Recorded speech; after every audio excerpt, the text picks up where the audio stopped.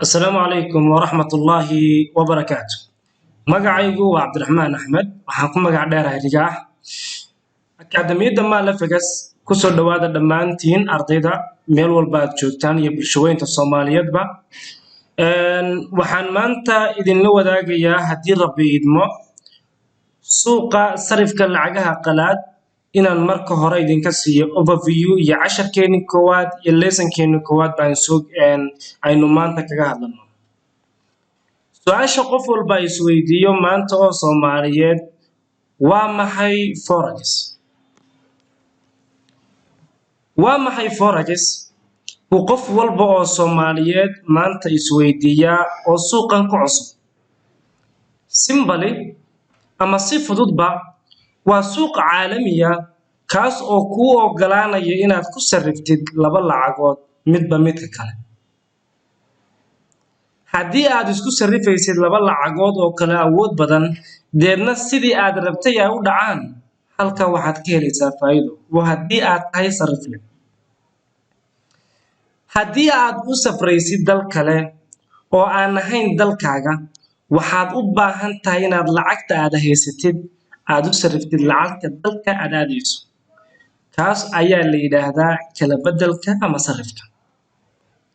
Foreign exchange market sidoo kale loo yaqaano forex loona soo gaabiyo FX waa labada kelmadood ee bartaan idinka muuqda oo foreign exchange laga keenay markii hore forex oo hadda loo garan og yahay forex sidiisa caadiga balse asal ahaan iyo marka caadiga loogu dhawaaqo uu yahay foreign exchange ama kala beddelka sarifka lacagaha qalaad loona soo gaabiyo FX.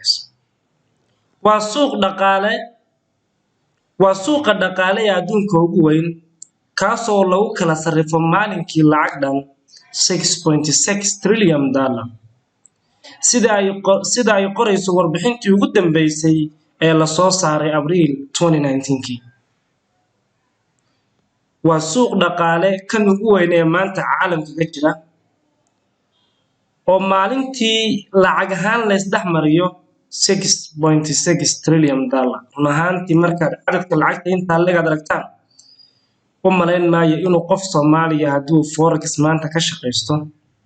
oo iskii uga shaqaysto inuu ku qadayo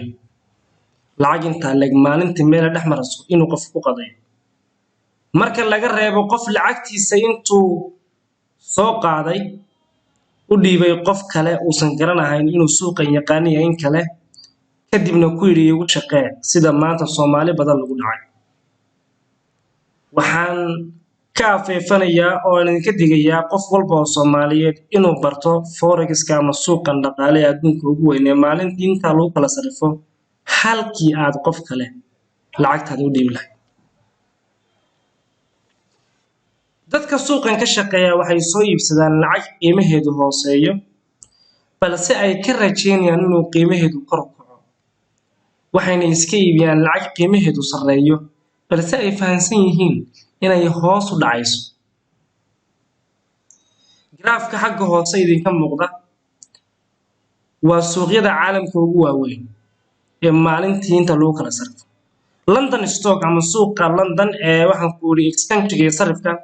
maalintii waxaa lagu kala sarifaa lacag cadadeedu gaadhayso 7.2 billion halka Tokyo oo Japaanana lagu kala sarifo 18.9 billion halka Mareykanka New Yorkna suuqiisa sarifka maalintii lagu kala sarifo lacag gaadhaysa 22.4 billion halka forex market-ka oo online-ka isaguna uu yahay 6.6 trillion. waa cadad aad u weyn. cadada aadka u weyn ee sarifka aad arkaysaan dadka suuqan ka shaqaysta waxay soo iibsadaan lacagaha qiimaheedu hooseeyo balse ay ka rajeynayaan in qiimihiisu kor u kaco waxayna iska iibiyaan lacag qiimaheedu sareeyo balse ay fahansan yihiin inuu hoos u dhacayo. waxaan u maleynayaa inaad inahayna fahanteen. suuqa forex waxa uu furan yahay 24 saac maalintii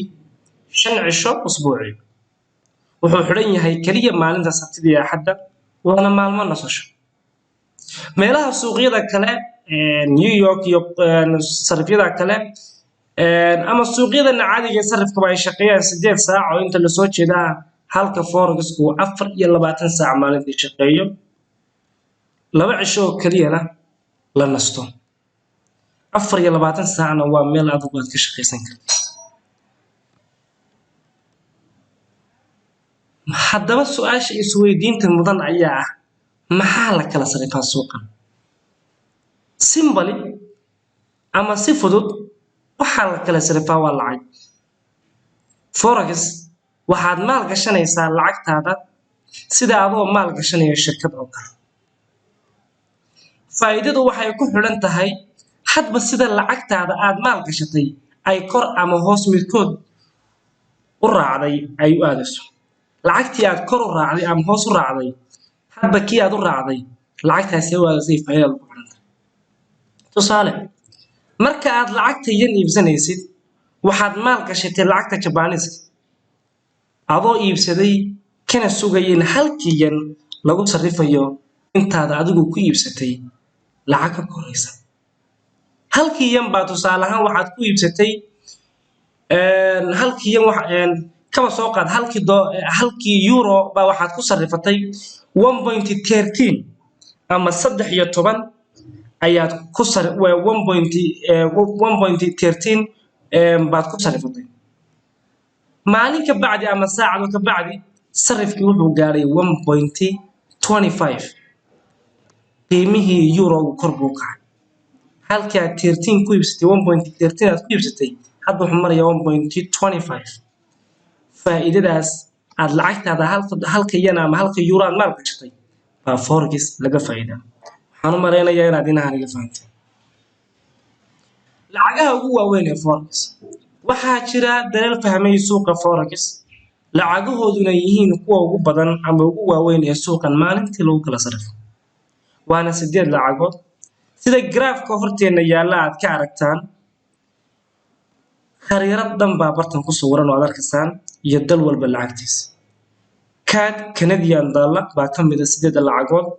USD United States dollar baa ka mid ah GBP Great Britain pound baa ka mid ah Euro European Euro ayaa ka mid ah CHF Swiss franc ayaa ka mid ah AUD Australian dollar ayaa ka mid ah GBY Japanese yen ayaa ka mid ah New Zealand dollar ayaa ka mid ah NZD lacagaha ugu waaweyn iyo dalalka fahmay waa inta hadda aan idin soo tiriyay waana majorka waana lacagaha ugu badan ee suuqa lagu kala sarifo haddaba lacagaha aynu ka soo hadalnay iyo kuwa dalalkuba ay leeyihiin lacagaha saddexda xaraf ee loo soo gaabiyay ay idin muuqataay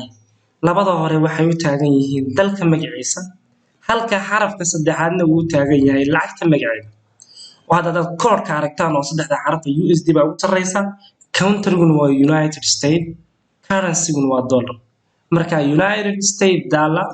nickname-kuna waa naanayst of waxa la dhahaa lacagtan dollarka oo kala mid walba lacagaha bartaan idinka muuqdo 8 lacagoodna halka waxaad ka aragtaan wixii naanaystooda ahaa iyo currency ahaan waxa loo dhaho sida euro yen pound franc dollar garanaysa marka GBY GBP CHF lacagahaas oo dhan labada xaraf ee ugu horeeyaan waxa loo soo gaabiyay dalka magaciisa xarafka dambana waxa loo soo gaabiyay lacagta magaceeda sanadkii 1973 hay'adda International Organization for Stabilization ee ICO loo soo gaabiyo waxay soo saartay in saddexda xaraf loo isticmaalo dal walba lacagtiisa kood ahaan tusaale NC waxay u taagan tahay New Zealand halka D ay u taagan tahay dollar hadda graafka iyo sawirkeeda ka muuqatana kulli wada arkaysan sell and buy bears waa maxay sell and buy bears waxaad heshiis la galaysaa dilaan ama broker kaas oo lacagaha isku raacinaya laba waxba hadda ha ku mashquulin waa maxay broker halkiis ayaan ugu teganaa insha Allah tusaale brokerku euro iyo US dollar wuxuu isku raacinaa euro USD iyadoo qaabkaas ah ayuu brokerku ku soo dhigayaa bartiisa MT4 ka insha Allah inuu isagana baran doono MT4 ku yahay ama British pound iyo Japanese GBP GBY isaguna sidoo kale laba isku raacaya beeris horta lacagaha labada isku raacayaan beeris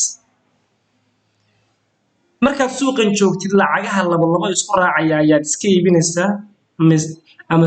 ama iska iibinaysaa ama soo iibsanaysaa kaliya waa inta